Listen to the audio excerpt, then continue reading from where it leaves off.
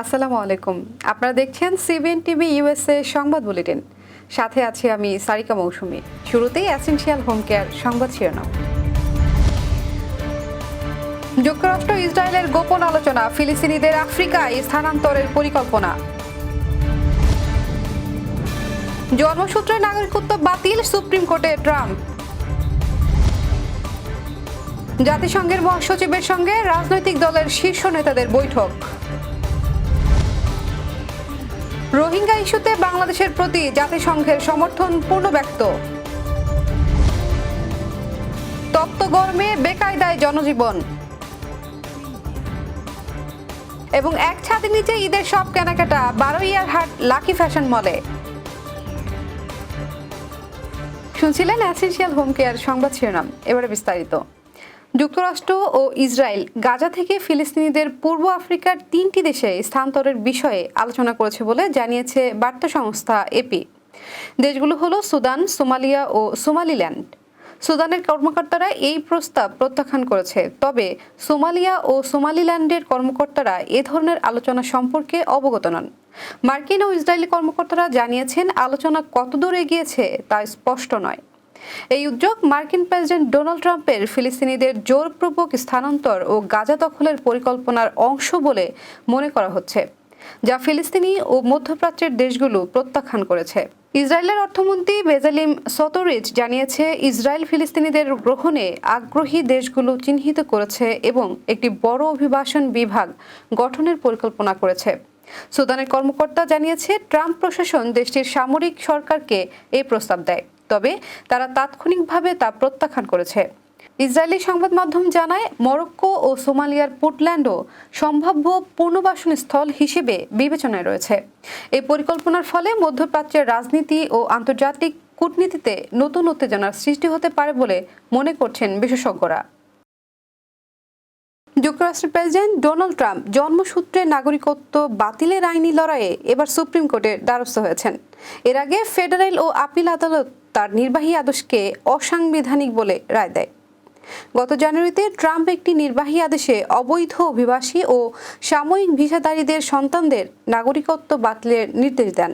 তবে Maryland, Washington ও ম্যাসাচুসেটসের আদালত এই আদেশের কার্যকারিতা স্থগিত করে। ট্রাম্প প্রশাসন এই আদেশ বাস্তবায়নে আপিল করলে নিম্ন আদালতগুলো বারবার তা খারিজ করে দেয়। ট্রাম্পের পক্ষে যুক্তি দেওয়া হচ্ছে, জন্মসূত্রে নাগরিকত্ব পাওয়া অবৈধ অভিবাসীদের সন্তানেরা যুক্তরাষ্ট্রের অর্থনৈতিক ও সামাজিক ভারসাম্যে প্রভাব ফেলেছে। তবে সমালোচকরা বলছে এটি অভিবাসন বিরোধী পদক্ষেপ এবং সংবিধানের 14তম সংশোধনীর সরাসরি লঙ্ঘন। ট্রাম্প প্রশাসন সুপ্রিম কোর্টে আবেদন জানিয়েছে নিম্ন আদালতের নিষেধাজ্ঞার পরিধি সীমিত করতে এবং তা নির্বাহী আদেশ কার্যকর করার অনুমতি দিতে। সংবিধানের 14তম সংশোধনী অনুযায়ী যুক্তরাষ্ট্রের জন্মগ্রহণকারীরা নাগরিকত্ব পান, যা পরিবর্তনের জন্য ট্রাম্পের এই পদক্ষেপ। সুপ্রিম কোর্ট তার পক্ষে রায় দিলে যুক্তরাষ্ট্রের নাগরিকত্ব নীতিতে বড় পরিবর্তন আসতে পারে, যা দীর্ঘমেয়াদী অভিবাসন ব্যবস্থায় বড় প্রভাব ফেলবে। জাতিসংঘের মহাসচিব অ্যান্থনিও গুতেরেসের সঙ্গে বৈঠকে অংশ নিয়েছেন বিভিন্ন রাজনৈতিক নেতারা। শনিবার দুপুরে রাজধানীর হোটেলে ইন্টারকন্টিনেন্টালে এই বৈঠক অনুষ্ঠিত হয়। বৈঠকে উপস্থিত ছিলেন বিএনপির মহাসচিব মির্জা ফখরুল ইসলাম আলমগীর ও সালাউদ্দিন আহমেদ, জামায়াতে ইসলামের সেক্রেটারি মিয়া গোলাম পরোয়ার ও নায়েবে আমির সৈয়দ আবদুল্লাহ তাহের, নাগরিক ঐক্যের মাহমুদুর রহমান মান্না, গণসংহতি আন্দোলনের জোনায়েদ সাকি, সিপিবির রহিন হোসেন প্রিন্স, এনসিপির নাহিদ ইসলাম, এবি পার্টির আসাদুজ্জামান ফুয়াদ প্রমুখ।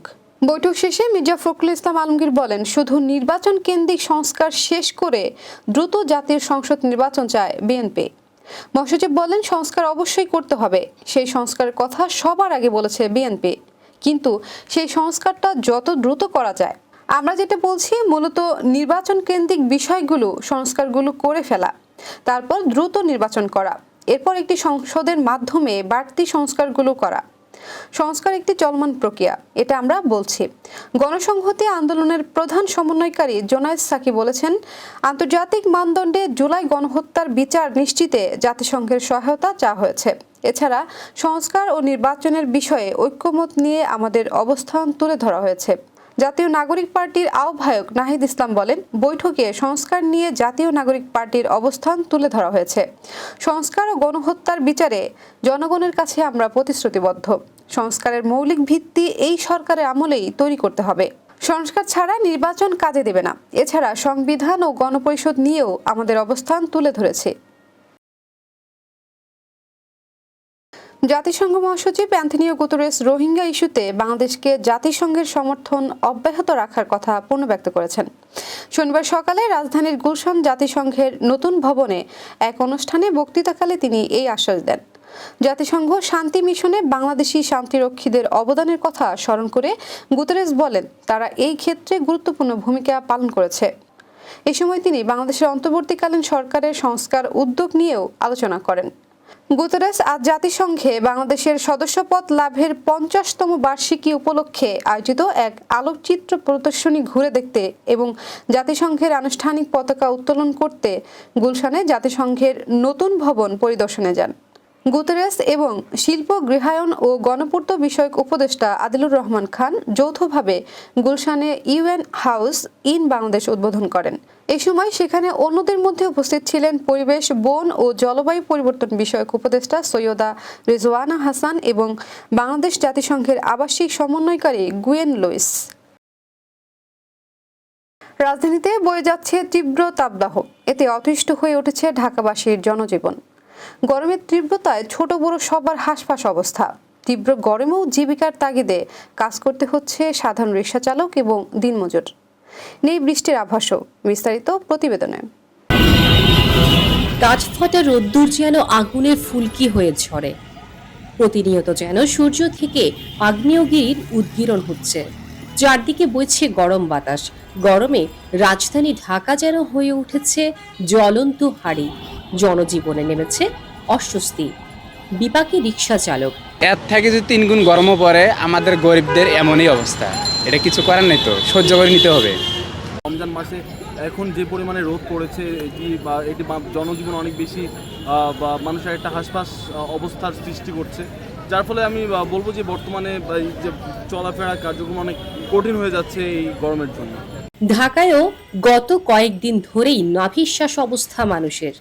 রোজাদারদের কষ্টও বাড়িয়ে দিচ্ছে এই কাঠফাটা রোদ। তো প্রচুর গরম মামা, ক্লান্ত লাগে মামা। কাজকর্ম নাই, কাজকর্ম মামা কম। মনে করেন যে অটো শহরে ঢুকে আমার কাজকর্ম মামা হেরো মাই নাই। সারাদিনে 500-600 টাকা ইনকাম করা যাচ্ছে না, এখন রিকশা লাগে খুব দুর্দিন খারাপ। এদিকে সহসা ঢাকায় বৃষ্টির সম্ভাবনাও নেই বলে জানিয়েছে আবহাওয়া অধিদপ্তর। Desk news, CBN TV, USA. পবিত্র ঈদ উল ফিতর উপলক্ষে এক ছাদের নিচে কেনাকাটা করতে মানুষ ছুটে যাচ্ছে বারোইয়ারহাট লাকি ফ্যাশন মলে। প্রথম রমজান থেকে জমে উঠেছে বেচাকেনা। উত্তর চট্টগ্রামের বাণিজ্যিক প্রাণকেন্দ্র বারোইয়ারহাট পৌরসভার মসজিদ গলিতে অবস্থিত এই প্রতিষ্ঠান দীর্ঘ 3 যুগ ধরে সুনামের সাথে ব্যবসা করে আসছে। আধুনিক কারুকাজ সম্বলিত সম্পূর্ণ শীতাতপ নিয়ন্ত্রিত এই প্রতিষ্ঠানে ঈদকে ঘিরে এখন ক্রেতাদের ভিড় লক্ষ্য করা গেছে। প্রতিদিন সকাল থেকে মধ্যরাত পর্যন্ত এখানে কেনাকাটা করছেন ক্রেতারা। ঈদকে ঘিরে মহাব্যস্ত সময় পার করছেন প্রতিষ্ঠানের প্রায় অর্ধশত কর্মকর্তা কর্মচারী। 3 তলা বিশিষ্ট প্রতিষ্ঠানে নিচতলায় রয়েছে 3 পিস, পাঞ্জাবি, লুঙ্গি, গেঞ্জি সহ বিভিন্ন আইটেম। তৃতীয় তলায় রয়েছে শার্ট, টি শার্ট, পাঞ্জাবি ও পার্টি পাঞ্জাবি, শেরওয়ানি, পাগড়ি ও ছোট বাচ্চাদের পাঞ্জাবি সেট, শাড়ি, 3 পিস, থান কাপড়, baby shop, garments, cosmetics, imitation jewellery, gifts item, luggage, জুতা, কোকারিস। এছাড়াও রয়েছে বাচ্চা মেয়েদের জিন্স টপস, বারিশ 3 পিস, দিল্লি বুটিক্স, ছোট মেয়েদের নায়রা ও গ্রাউন্ড সহ নানা ধরনের আইটেম। জানা গেছে মিরসরাই উপজেলা ছাড়াও এই প্রতিষ্ঠান থেকে নিয়মিত কেনাকাটা করে থাকেন পার্শ্ববর্তী ছাগলনাইয়া, সোনাগাজী, ফটিকছড়ি, রামগড় উপজেলার লোকজন। এবার কর্ণফুলী ইনকাম ট্যাক্স সংবাদ শিরোনাম। জ্যাকসন হাইটসে রূপসী চাঁদপুরবাসীর দোয়া ও ইফতার মাহফিল।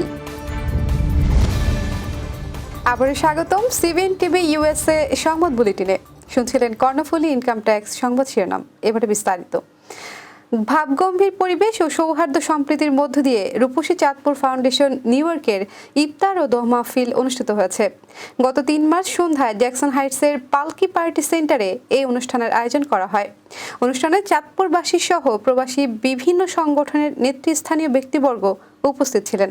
বিপুল সংখ্যক চাঁদপুরবাসী, নিউ ইয়র্ক ও আশেপাশের রাজ্য থেকে আসা বাংলাদেশিদের উপস্থিতিতে রূপসী চাঁদপুর ফাউন্ডেশনের এবারের ইফতার মাহফিল চাঁদপুরবাসীর মিলন মেলায় পরিণত হয়।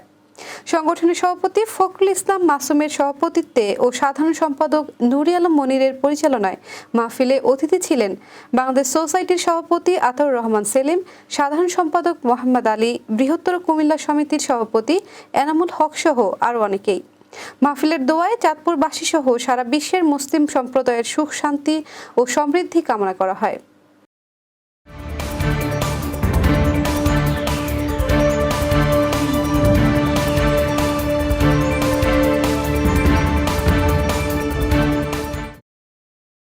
প্রতিদিনের উল্লেখযোগ্য ঘটনা কালক্রমে রূপ নেয় ইতিহাসে।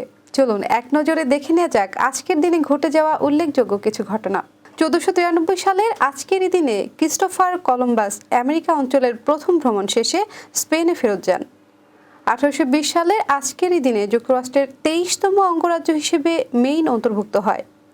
1892 সালের আজকের এই দিনে লিভারপুল ফুটবল ক্লাব প্রতিষ্ঠিত হয়। দর্শক, এই ছিল সিবিএন টিভি ইউএসএ সংবাদ বুলেটিনে। শেষ করছি পরবর্তী বুলেটিন দেখার আমন্ত্রণ জানিয়ে। এতক্ষণ সাথে থাকার জন্য ধন্যবাদ সবাইকে।